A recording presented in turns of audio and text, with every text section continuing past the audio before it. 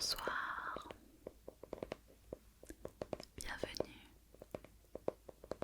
c'est Toto ASMR et ce soir je vais faire une vidéo ASMR où on va discuter d'un thème bien particulier comme tu l'as vu sur le titre. On va parler de mon métier. Je suis psychologue et pour être plus exact, je suis neuropsychologue, c'est-à-dire que je suis spécialisée en neuropsychologie. Donc, ce que je te propose ce soir, c'est de t'expliquer qu'est-ce que c'est que la neuropsychologie et qu'est-ce que ça fait un neuropsychologue dans son travail, en quoi c'est différent d'un psychologue et à quoi ça sert. Donc, on va discuter un petit moment ensemble. Je vais faire des petits triggers ASMR pour que tu puisses aussi t'endormir si tu le souhaites. Donc je te conseille déjà de bien m'installer parce que je suis sûre que tu vas être très intéressé par cette vidéo.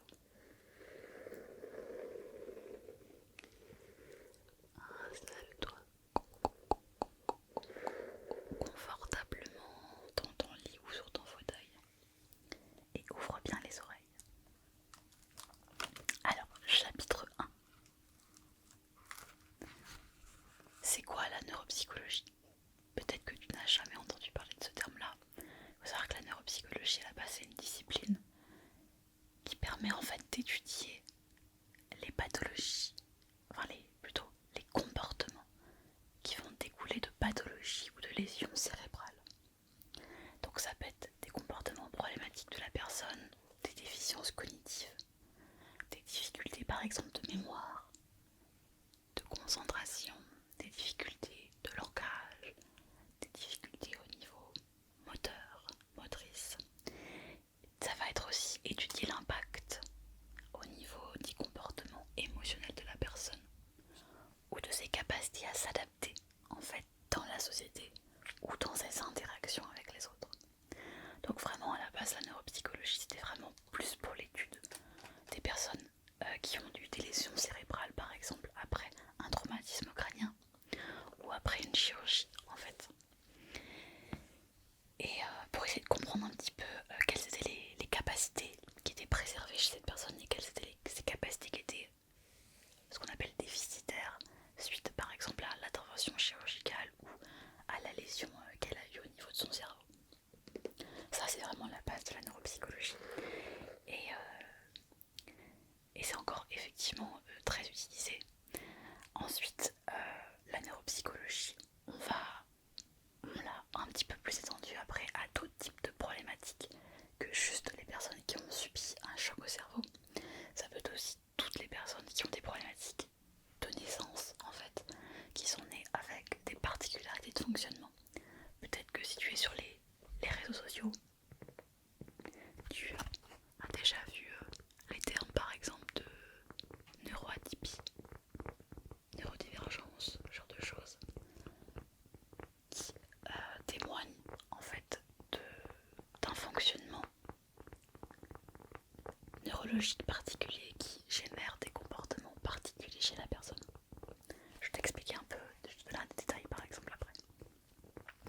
Et donc on peut aussi en tant que neuropsychologue s'intéresser à ces neuroatypies pour essayer de comprendre en fait si le fonctionnement de la personne a une vraie difficulté ou si ça fait partie de son fonctionnement de base. Essayer de comprendre un petit peu l'origine et puis pouvoir établir en fait si tu veux les difficultés de la personne, que ce soit au niveau scolaire, professionnel, dans ses relations avec les autres aussi par exemple. Moi je suis neuropsychologue du coup et en fait j'ai un petit peu plus orienté ma recherche autour des diagnostics en psychologie et en neuropsychologie. Donc en fait, si tu veux, moi je vais beaucoup recevoir de personnes qui ont des difficultés de naissance ou qui sont apparues au cours de leur vie sans forcément qu'il y ait de lien avec un traumatisme crânien ou une lésion cérébrale. En tout cas, il n'y a pas quelque chose de connu forcément. Et en tant que neuropsychologue,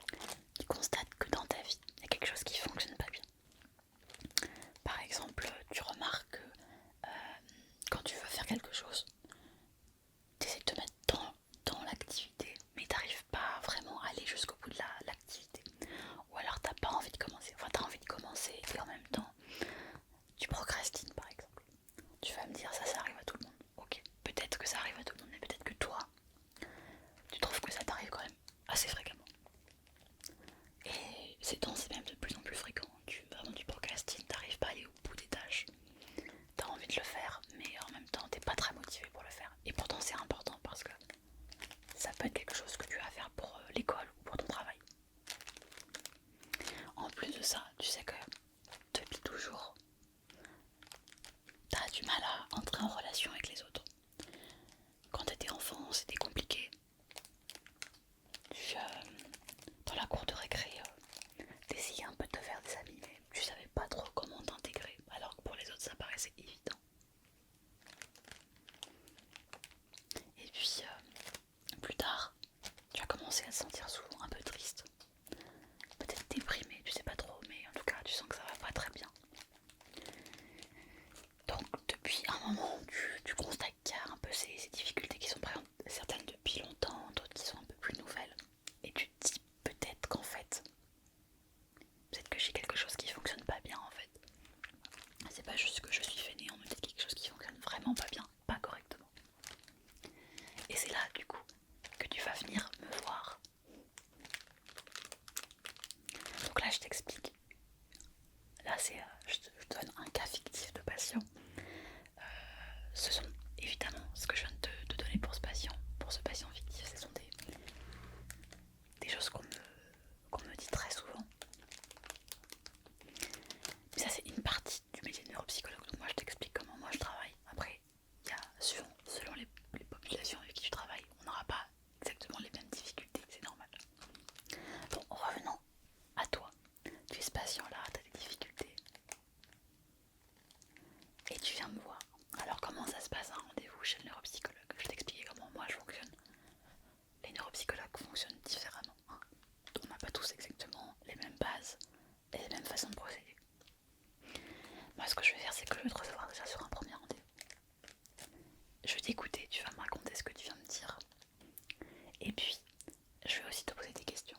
Par exemple, je pourrais te demander ok, d'accord, vous me dites que depuis quelque temps vous avez tendance à procrastiner, que c'est difficile. Là, je vais te demander par exemple depuis quand tu commences à. Est-ce que tu procrastines? Est-ce que ça a toujours été comme ça? Ou est-ce que c'est vraiment que depuis 2-3 mois par exemple? Je vais t'interroger également sur ton entourage. Est-ce que par exemple tes parents, ton copain, ta copine, tes amis ont remarqué un changement dans ton fonctionnement? Qu'est-ce qu'ils disent de toi? Ça va être vraiment la première séance pour essayer un petit peu de cerner si je sens qu'il y a quelque chose qui effectivement ne me paraît pas normal dans ton fonctionnement. Bon, imaginons que la première séance est terminée et que je te dise: alors, au vu de tout ce que vous m'avez rapporté, je constate qu'il y a quelque chose qui ne fonctionne pas correctement et je sens que c'est difficile pour vous de vivre dans votre vie actuellement par rapport à toutes ces difficultés. Donc moi je pense que ça pourrait être intéressant de poursuivre avec un bilan neuropsychologique plus approfondi pour que je comprenne mieux ce qui se passe, essayer un petit peu de déterminer peut-être l'origine, ou en tout cas d'essayer de voir si on peut avancer un petit peu dans le diagnostic. Et s'il y a un diagnostic, effectivement, peut-être aller voir un médecin après qui sera plus spécialisé et qui pourra confirmer ou non ce diagnostic. Est-ce que ça te dit? Ok. Donc on passe dans une deuxième séance, une deuxième, une troisième, une quatrième, le temps qu'il faut après pour approfondir. Et là, dans ces séances-là, il y a plein d'outils qui sont à ma disposition pour répondre à ton problème. Un outil qui est très très utilisé chez les neuropsychologues ou chez les psychologues aussi de manière générale, c'est que ce sont les questionnaires de dépistage, les questionnaires qui vont me permettre de comprendre et de cerner un petit peu plus les difficultés. Ça peut être par exemple un questionnaire de dépression. Comme ça, je vais pouvoir relever des signes et peut-être un score qui va permettre de me dire, au vu du score, il y a une hypothèse de dépression qui est probable. Je peux aussi te faire un questionnaire de personnalité pour essayer de me cerner ta personnalité. Je peux faire un questionnaire qui va essayer de relever d'autres difficultés dans tes interactions sociales. Parce que tu m'as parlé effectivement que tu avais du mal avec le rapport aux autres. Ça, c'est un outil. Un deuxième outil, ça va être les entretiens. Moi, je vais te poser plein de questions, on va passer du temps à travailler ensemble pour t'expliquer, enfin pour que tu m'expliques plutôt, qu'est-ce que tu observes dans mon quotidien. Donc je vais te poser des questions. Depuis quand? Combien de temps? Est-ce que c'est vraiment difficile? Avec qui? Pourquoi? Dans quel contexte? Tout ça, en fait, c'est pour bien comprendre d'où viennent tes difficultés. Par exemple, tu m'as dit que tu procrastinais. Je vais essayer de comprendre, est-ce qu'il procrastine parce que déprimé et du coup il n'arrive pas à se motiver, il n'a plus rien envie de faire dans sa vie? Ou est-ce qu'il procrastine parce qu'il a envie mais ça fonctionne pas, il sait que ça va être difficile et donc il n'arrive pas à se mettre dans la tâche? Ou alors il procrastine parce qu'il est tout le temps attiré par par exemple le fait de faire des écrans et du coup il y a une forme d'addiction aux écrans et donc la personne elle n'arrive pas à faire autre chose que jouer aux écrans, quelque chose qui est assez courant en ce moment. Donc ça c'est mon objectif, je vais te poser des questions assez précises pour bien comprendre. Ça c'est donc un outil, ce sont les entretiens qui peuvent être plus ou moins libres en fonction de la demande. Et puis un outil qui est aussi très fréquemment utilisé chez les neuropsychologues, c'est un peu ça qui pour certaines personnes vont faire la distinction entre psychologue et neuropsychologue, c'est l'utilisation de tests psychométriques. Et là je peux te faire faire des examens, par exemple test de QI pour évaluer ton niveau intellectuel. Le test de QI va être utilisé non pas uniquement pour voir si tu as un QI élevé, si tu es HPI ou je ne sais quoi, mais ça va aussi m'aider pour comprendre s'il y a des différences dans ton fonctionnement. Est-ce qu'il y a des domaines où tu es très bon et des domaines où tu es très mauvais par exemple? Ça peut témoigner de quelque chose qui ne fonctionne pas bien. On peut faire des tests d'attention, de concentration pour évaluer un petit peu comment tu vas être concentré. Tests de mémoire. Tous ces outils, tous ces tests, je vais les utiliser en fonction de ce que je pense qui vont pouvoir permettre de t'aider.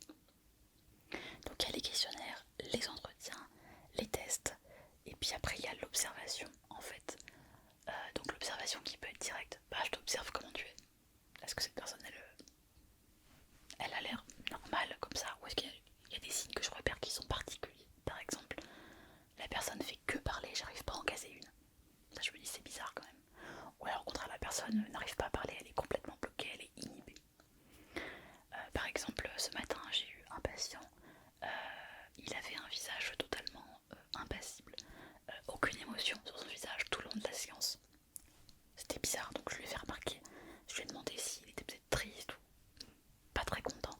Il m'a expliqué que pas du tout, il était normal, il était bien, mais qu'il avait toujours un visage comme ça. Voilà.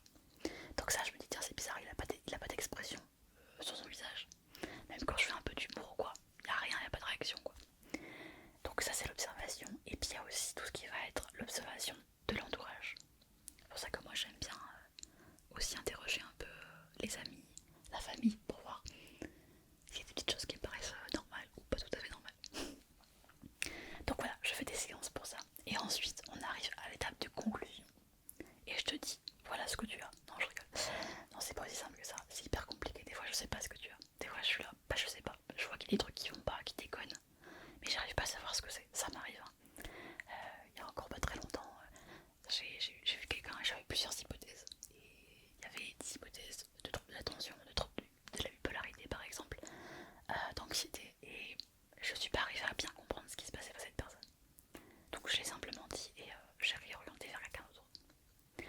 Après parfois je suis très sûre de moi parce que c'est évident, il y a tous les signes qui sont présents. Donc dans là je dis à la personne que voilà, j'ai une hypothèse de diagnostic. Et voilà ce que j'en pense. Et je lui explique un peu ce que c'est. Et là on prend le temps de discuter. Qu'est-ce qu'elle veut faire de ça? Est-ce qu'elle veut s'arrêter à ça? Bon elle a un diagnostic, elle s'arrête là. Ou est-ce qu'elle veut peut-être un traitement ou une prise en charge adaptée? Et ça il faut savoir qu'aussi qu'en tant que neuropsychologue il peut y avoir de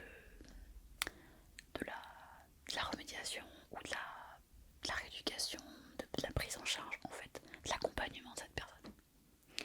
Donc selon les neuropsychologues, il y en a qui font de l'accompagnement, il y en a qui ne font pas de l'accompagnement, il y en a qui font que certaines pathologies. Bon, voilà. Après chacun est un peu différent. Moi personnellement je fais très très peu d'accompagnement parce que je me sens pas assez formée pour ça. Donc moi je fais surtout du pré-diagnostic en fait. Voilà. Donc ça va être pour les personnes par exemple donc, qui viennent avec des troubles un peu d'adaptation dans la vie quotidienne. Et pour les personnes qui ont un traumatisme crânien c'est la même chose en fait. On va faire le même déroulé avec peut-être des nuances. Puisque quand il y a un traumatisme crânien, on sait déjà quelle est l'origine. On sait que la personne a eu un accident. Et depuis l'accident, elle a perdu telle et telle capacité par exemple. Donc là, je vais peut-être plus orienter mon évaluation avec des tests, plus que des questions pour essayer de comprendre, puisque je sais déjà l'origine. Voilà. Donc si je reviens un petit peu sur une question que tu te poses peut-être, c'est quoi la différence avec un psychologue? Je pense que déjà avec ces explications, c'est un petit peu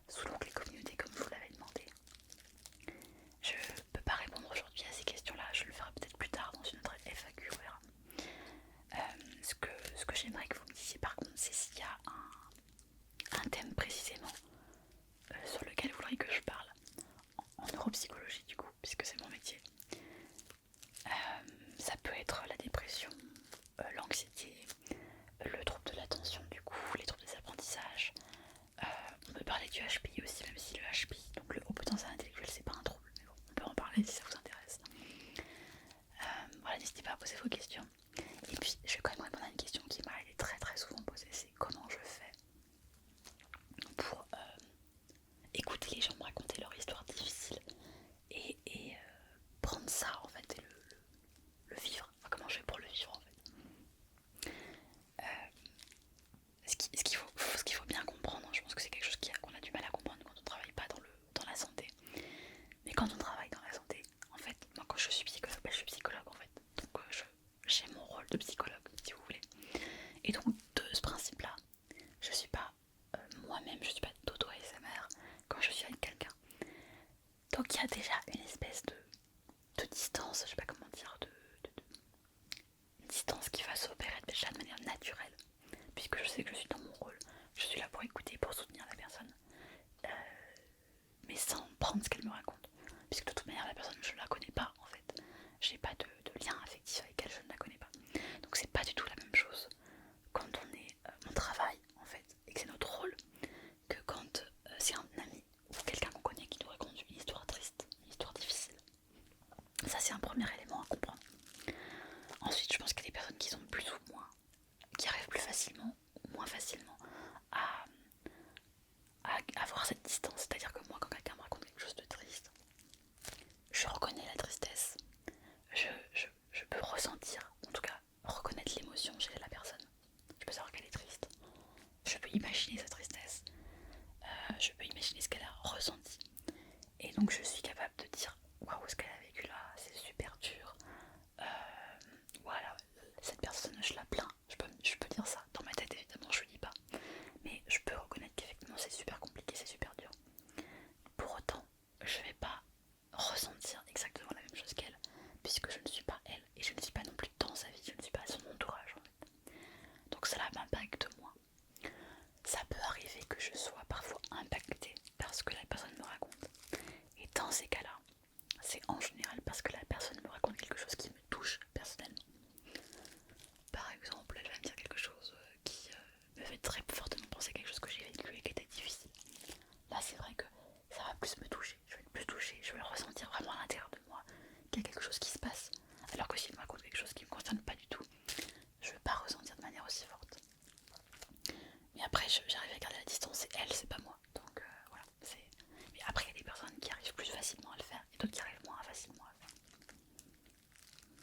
Et c'est vrai que par moment, ça aussi une question qui m'a été posée, quand moi-même je vais pas bien, parce que voilà, il y a des périodes où je peux déprimer, et bah ça va être plus compliqué pour moi de travailler forcément parce que imaginez que vous n'êtes pas bien, vous êtes déprimé et vous avez quelqu'un qui vous dit qu'il est lui-même déprimé.